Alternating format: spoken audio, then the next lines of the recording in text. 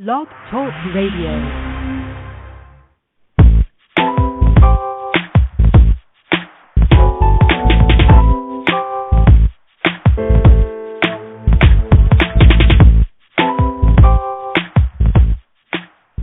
Welcome. You're listening to Perfectly Healthy and Tone Radio with your host, Darren PhatMan McDuffie. And now, prepare to get fat.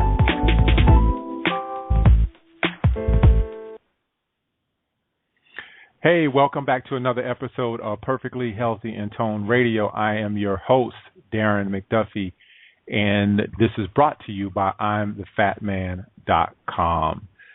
Tonight, we have a great show for you. We have Dr. Doris Rapp who will be coming on the show to talk about food allergies. This is something that's I'm very adamant about, just simply because I have my own food sensitivities and food allergies with gluten.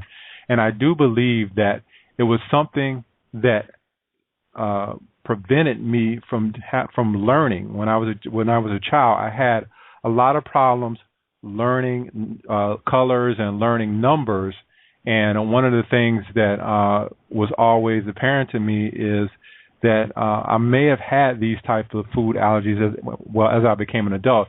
It was apparent to me that I might have had these types of things as a child and didn't know anything about it. And I later on found out that I was gluten sensitive as an adult, and also found out that I had at least 15 or 16 other food sensitivities in relation to besides gluten. So this is something that's really near and dear to my heart, and I wanted to share with you, especially for the kids, because there are a lot of kids out there that are suffering from behavioral problems and different kinds of things, and they don't know that the parents actually don't know that it could be directly related to having food sensitivities. So I'm going to give me about another minute or so for Dr. Rapp to come on. Something happened. She was on, and then the call dropped, so I'm not sure what happened. So I'm going to call back out to her. So give me a quick minute and let me do that.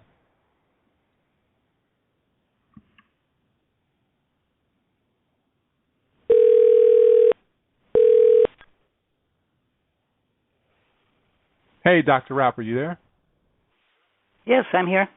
Oh, okay. Something must have happened. The call dropped. I don't know what happened. But, yeah, so we're going to go ahead and get started. I already shared with the audience that I wanted to share with you as well, as when I was a child, I always had a problem learning numbers and learning colors. And later on as an adult, as I shared with you off air, I found out that I had a number of my own food sensitivities in relation to gluten. I found out that I had about 15 or 16 other food sensitivities when I got tested. But I kind of went back and said, well, if I would have known that I was sensitive to cow's milk and gluten and the other things that I was sensitive to as an adult, then I probably wouldn't have had those learning problems. And I just shared that with the audience. But can you tell us your journey, how you got involved in pediatric allergies and studying all this types of stuff? Well, there were a few allergies in my family, and I thought when I got married, because I married a man with allergies, that I'd have allergic children. It turned out that I wasn't lucky enough to have any children, and so, but I'd already was on my way to learn more about allergy, and then a turning point came in 1975 when I went to a meeting that just blew my mind. The doctor said there was a way of skin testing one thing at a time, and if you put in one substance, such as dust, you might cause the asthma. If you put in another substance, such as a mold, you might interfere with their thinking. They might not be able to write or draw. And so each specific thing that caused allergies could affect a different area of the body. And when I first started a study, I thought that allergies were mainly hay fever, asthma, itchy skin, that sort of thing. And it wasn't until 1975 that I realized any area of the brain, any area of the body can be affected.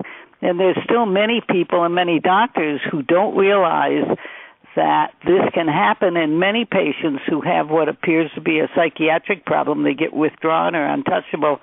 Someone thinks they're having a psychiatric problem, and basically they're just sensitive to dust, mold, pollen, or food or chemical.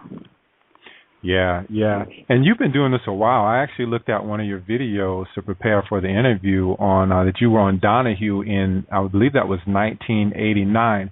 And one of the things I wanted to ask you is I see that food sensitivities and environmental allergies and chemical sensitivities are all going up. But a lot of environmental medicine is going down. You don't see as many environmental doctors like yourself. It seems as though that they're going down. Can you kind of comment on that? That is most unfortunate because the pollution of the air and the food and the water in the homes and schools and workplaces is increasing.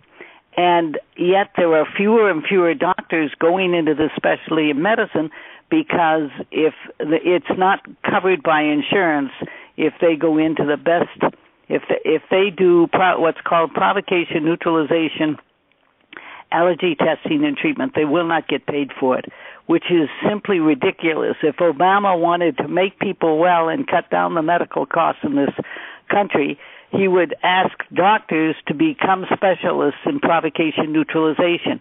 The beauty, absolute beauty of this is you can put a drop of something in someone's arm, not tell them what it is, and you can produce itchy skin, a bellyache, a headache, problems writing, problems drawing, problems walking. In other words, you can produce a symptom with one drop. Don't tell a patient what you're putting in, and then once you produce the symptoms, you can give them a weaker dilution, one drop of the same thing, and in 8 minutes they're back to normal. This is like putting a child in a candy factory. We never had it so good because we can pinpoint the exact substance that's causing each specific symptom. In the old days, when I first started Allergy, you put 20, 30 injections in each arm or on the back. You put some drops, and you saw big red spots. But if you do the skin testing one item at a time, you can see exactly what that particular substance does to you. And this is just a wonderful way of practicing medicine. The guesswork is pretty much gone, and then when someone figured out that if you gave a weaker dilution of the substance to which someone is sensitive, the symptoms go away. Yeah, yeah. So if you're sensitive to milk, a mother is feeding her baby, breastfeeding, and the baby gets terrible colic and gets very irritable and turns red, has all kinds of problems after being fed, all you have to do is take a dilution of that milk and give the baby the right dilution, and within 8 minutes the baby will be perfectly quiet, the colic will stop. And usually with infants you have to make the dilution a 1 to 5. In other words, you take 1 teaspoon of milk and 4 teaspoons of water, mix them together. Mm-hmm. That gives you a 1 to 5, and you put 3 drops in the mouth of a baby.